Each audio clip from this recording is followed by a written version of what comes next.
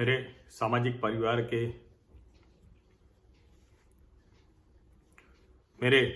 परिवार के सभी सदस्यों और ये वीडियो देखने वालों को नमस्कार। जो कल रात की खबर थी, हालांकि पुष्टि नहीं हो रही थी और अभी उसकी पुष्टि हो गई कि दिल्ली पुलिस ने 3 लोगों के खिलाफ मामला दर्ज किया है। और ये जो 3 लोग हैं उसमें उमर खालिद का नाम तो आप पहले से जानते ही हैं। उमर खालिद के ऊपर पहले भी देशद्रोह का आरोप लगा है और वो उस मामले में दिल्ली पुलिस ने अभी जाकर चार्जशीट कुछ समय पहले दाखिल की है, दिल्ली चुनावों के बाद, क्योंकि दिल्ली सरकार उसकी इजाजत नहीं दे रही थी। अब उमर खालिद के अलावा 2 और नाम हैं। उमर खालिद तो जेएनयू के छात्र नेता, उनको आप सब जानते ही हैं, लेकिन उमर खालिद के अलावा 2 और नाम हैं। एक है सफूरा जरगर और दूसरा मीरान हैदर। ये लोग दिल्ली दंगों की साजिश में गिरफ्तारी इनकी हुई है। UAPA unlawful activities prevention act 1967 के तहत गिरफ्तारी हुई है। और सफूरा जरगर जो हैं वो सफूरा जरगर जो जामिया की जो कोऑर्डिनेशन कमेटी थी, जामिया कोऑर्डिनेशन कमेटी जो आंदोलन के लिए, उसकी मीडिया कोऑर्डिनेटर हैं। और मीरान हैदर वो भी जामिया कोऑर्डिनेशन कमेटी के सदस्य हैं।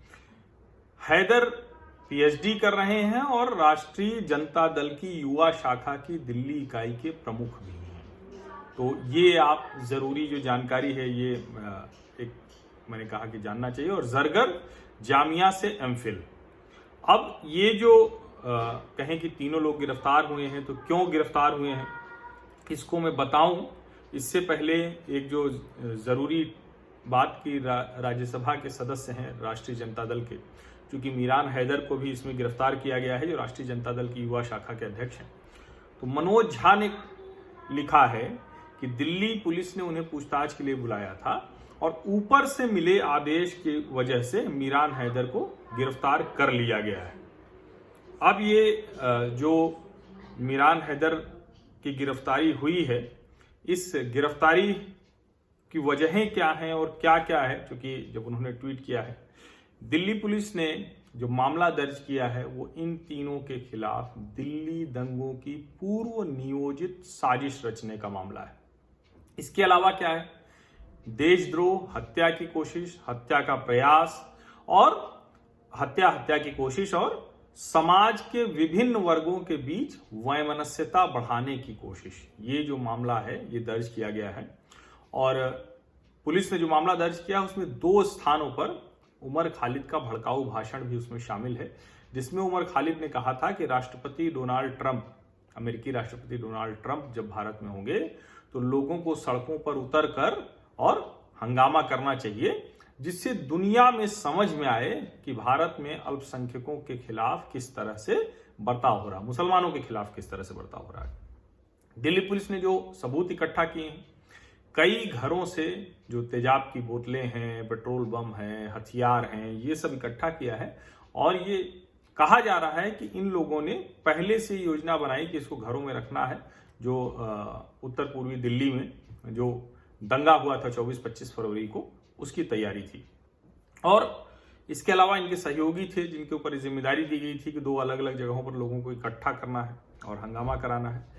महिलाओं और बच्चों को जाफराबाद मेट्रो के नीचे इसी नियत से इकट्ठा किया गया जिससे कि जो पड़ोसी मोहल्ले हैं, जो क्षेत्र हैं, वहां तनाव बढ़े, तनाव पैदा हो सके। जो गिरफ्तारी जब हुई तो गिरफ्तारी के तुरंत बाद फिल्म जगत से जुड़े 20 लोगों ने चिट्ठी लिखी है और कहा है कि तुरंत इनको रिहा किया जाए। कमाल देखिए कि ये वही लोग हैं जिन्होंने शाहीन बाग, देश के अलग अलग हिस्सों में भड़काऊ भाषण खुद भी दिया नागरिकता कानून विरोधी आंदोलन के समय। क्या कुछ नहीं लिखा उन लोगों ने। और अनुराग कश्यप, विशाल भारद्वाज, महेश भट्ट ऐसे नाम इसमें शामिल हैं।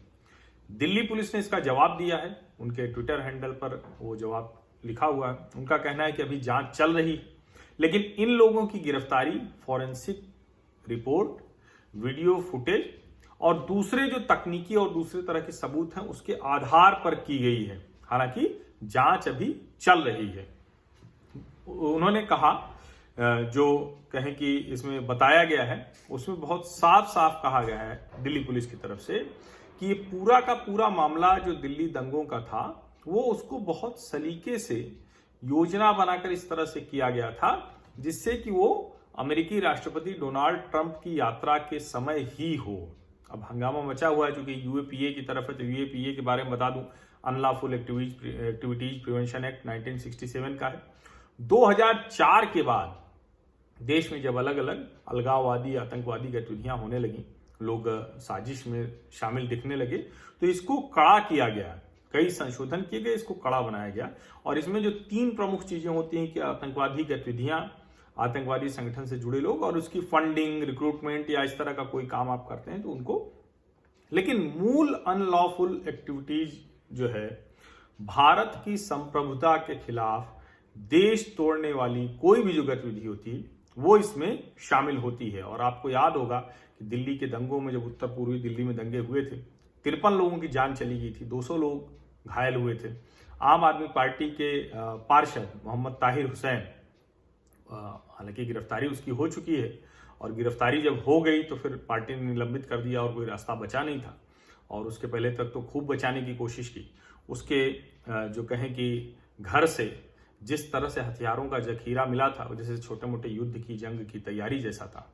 अब ये 3 गिरफ्तारियां हुई हैं और उम्मीद हम ये करते हैं कि दिल्ली पुलिस इन मामलों में, चूंकि बड़ी जिसको कहते हैं ना कि हाराकीरी भी हुई थी, बहुत ज़्यादा आलोचना भी हुई थी दिल्ली पुलिस की, तो उम्मीद हम करते हैं कि जो असली इसके साजिश करता है सभी, वो सब पकड़े जाएंगे, जांच निष्पक्ष होगी और जो भी लोग इसमें शामिल हैं उन सब को कड़ी से कड़ी सजा दिलाई जाएगी और कोई भी निर्दोष इसमें नहीं फंसेगा, ये हम उम्मीद करते हैं। ये ज़रूरी खबर थी, इसलिए मैंने कहा कि आप सब लोगों को ये जानकारी होनी चाहिए। बहुत बहुत शुक्रिया, धन्यवाद। और अगर आप मेरे सामाजिक परिवार का हिस्सा बनना चाहते हैं तो मेरे YouTube चैनल को सब्सक्राइब कर लीजिए, नोटिफिकेशन वाली घंटी दबा दीजिए जिससे आपको जानकारी मिलती रहे। बहुत बहुत शुक्रिया, धन्यवाद।